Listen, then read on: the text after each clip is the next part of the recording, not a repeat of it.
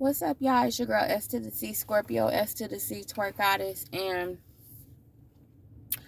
it took me a while to be able to do videos like this because the way the narcissistic family is set up, it's almost like you're forced to be silenced. And the reason why I say that is because they put on this facade that everything is all right. They put on this facade that they're so loving and so caring of their family members. But, people that don't know the behind the scenes things that happen within the family, they'll believe that, these people are so genuine, they're so authentic, and they're so loving. While if you do share, your real life experiences, they've already set it up to make it appear that you're delusional, you going crazy, you lost your mind. But some people really know the truth, but a lot of people are afraid of the narcissist family members. So they'll never stand up and speak out against them. They'll be dependent on them. So say, for example, there's the head narcissist family member.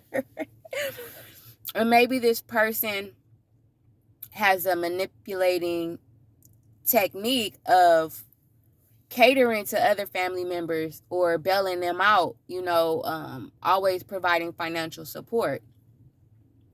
Well, the other members of the family, they're not gonna speak out against this person or call them out, on their foulness, because basically they're users, they're codependent on them, they're relying on them to provide financial support or just emotional support, or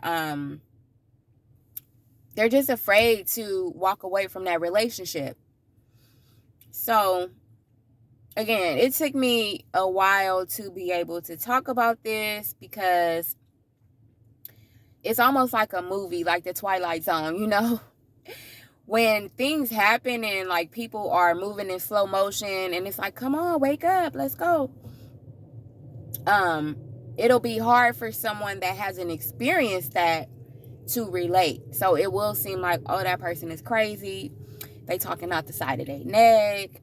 They're delusional and all these things. But that's because the other family members have painted this picture. But the reality of it is that everything that they said about the person that's speaking out is actually true about them. So they're actually having challenges with their mental health. Although they'll never say it, they'll never get help, they'll never go to therapy, they'll always try to paint and portray the family member that speaks out as the one that has the challenges.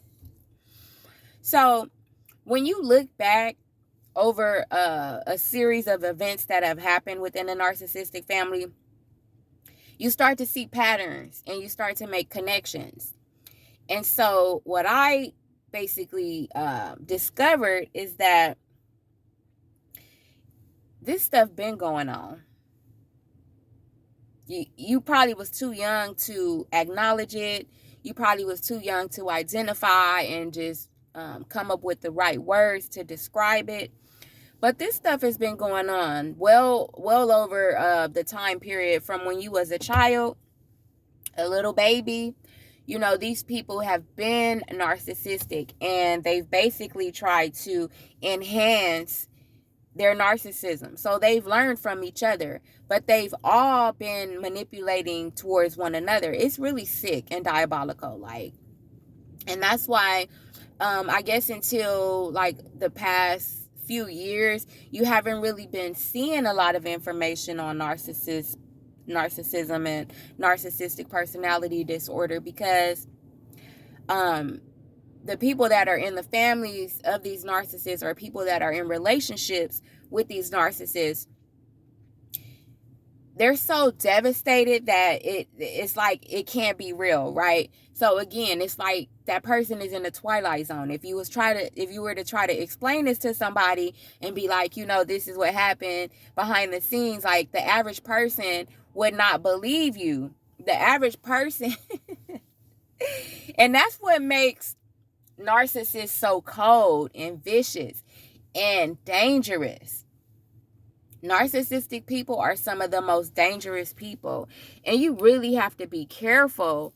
And so I have a couple of narcissists in my family, and one in particular, I really never paid them much attention, but recently something told me to just go back and reflect on different incidents throughout my life, starting from when I was a child.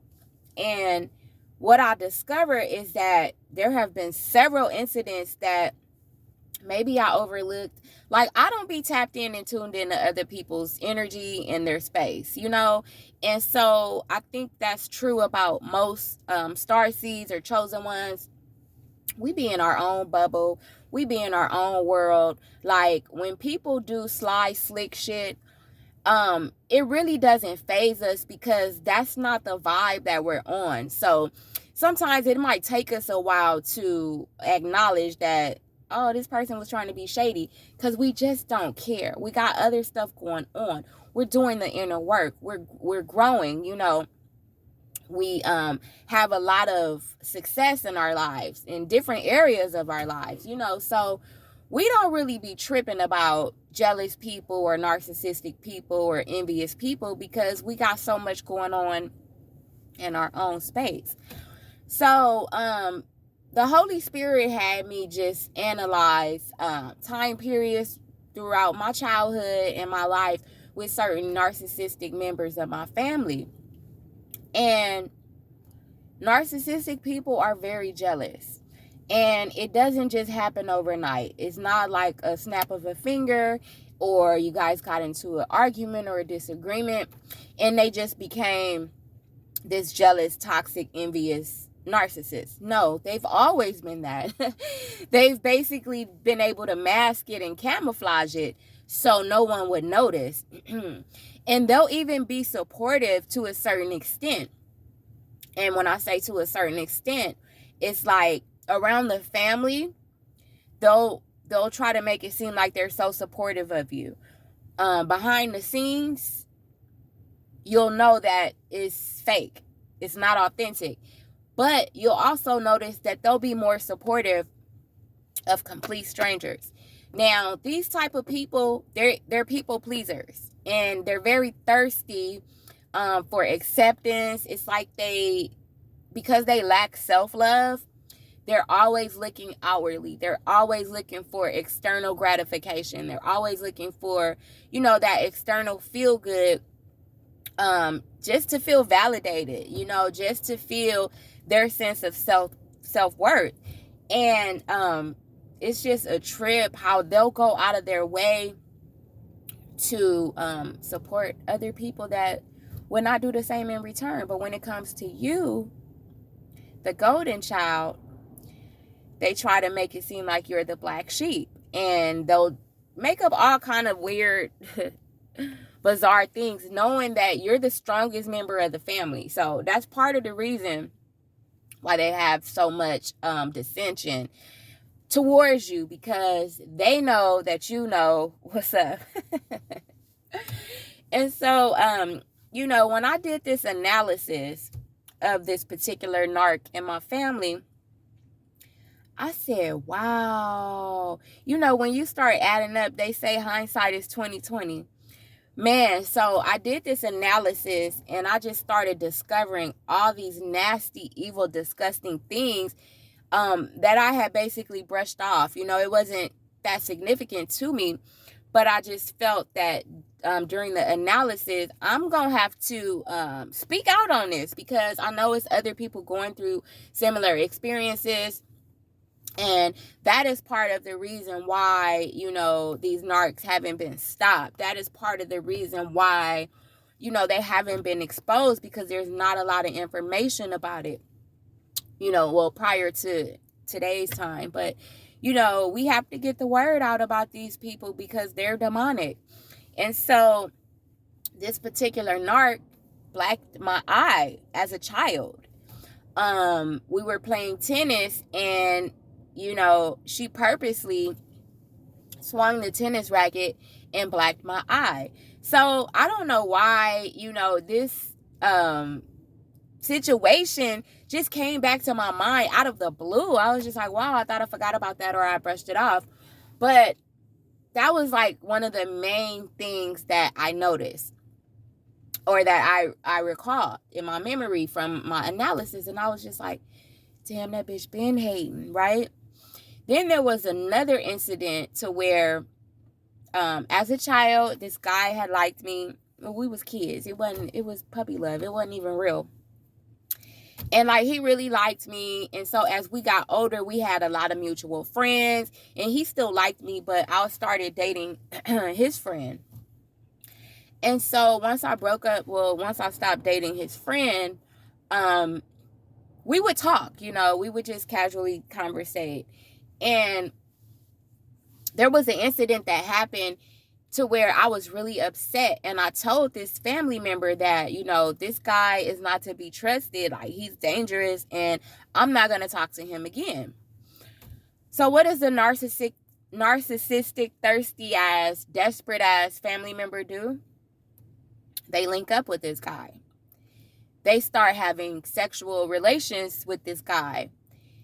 And they had to find out on their own about this guy. That person almost, the narcissistic family member almost lost their life behind dealing with this guy, because he was just real raunchy and ratchet, and, you know, have like 20 baby mamas, and it's just really sick. So I tried to warn this narcissistic family member about this guy, and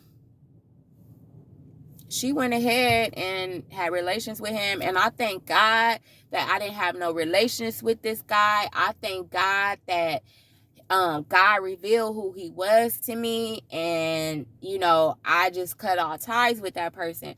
But narcissistic people, when you tell them something about somebody, they'll want to find out for themselves. So she thought fat meat wasn't greasy. And she found out the hard way. So that was another thing, because it was almost like it was a competitive type of competition to see if she could get the guy that liked me. But I was telling her, like, he's toxic. But then why would you want to be with somebody, or even talk to somebody that liked your family member? Like, that's sick. So that just goes to show you how sick the narcissistic mind is, that they'll even try to date somebody that you was friends with, or somebody that liked you. I just think that's so sick and toxic. So that lets me know that they will sleep with your partner. They will sleep with your ex. They will sleep with your friends. Like, they're so thirsty and desperate, and attention seeking, and they have no self-love, no self-value, no self-worth, that they'll do these ridiculous things. And so another thing, when I was doing this analysis, I discovered that this person is so manipulative towards their children. So they'll basically, like, it's so unfortunate and sad that the children they're adult children, but they don't have a mind of their own. So they follow behind their mother like fucking sick ducks.